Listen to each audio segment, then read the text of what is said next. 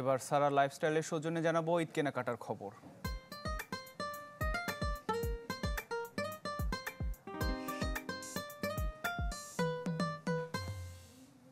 ঈদকে সামনে রেখে সারা দেশের মতো সিরাজগঞ্জেও জমে উঠেছে কেনাকাটা।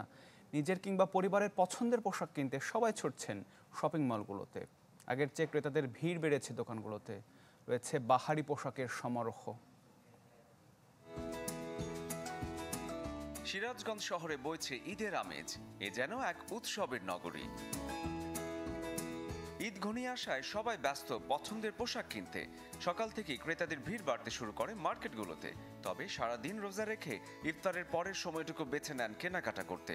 তাই সন্ধ্যার পর থেকে প্রতিটি শপিং মলে থাকে ক্রেতাদের উপচে পড়া ভিড়। ঈদ উপলক্ষে শহরের শপিং মলগুলো সেজেছে নতুন সাজে। আছে রং বেরঙের আলোকসজ্জা, সেই সাথে প্রতিটি দোকানে রাখা হয়েছে নতুন নতুন কালেকশন। তাই তো সবাই পোশাক কিনতে ছুটে বেড়াচ্ছে এ দোকান থেকে ও দোকান।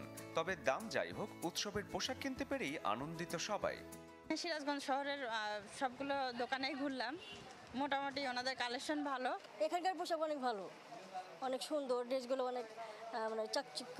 প্রাইসও মোটামুটি একটা ইয়ের মধ্যে আছে, খুব বেশিও না খুব কমও না আর কি।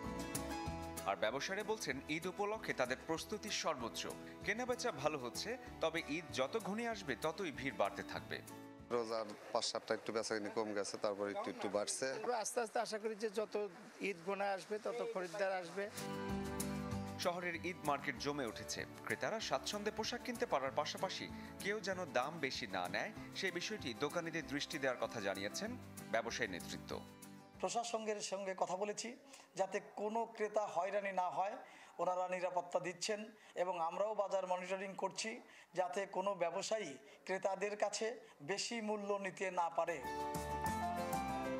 Desk report, channel 24।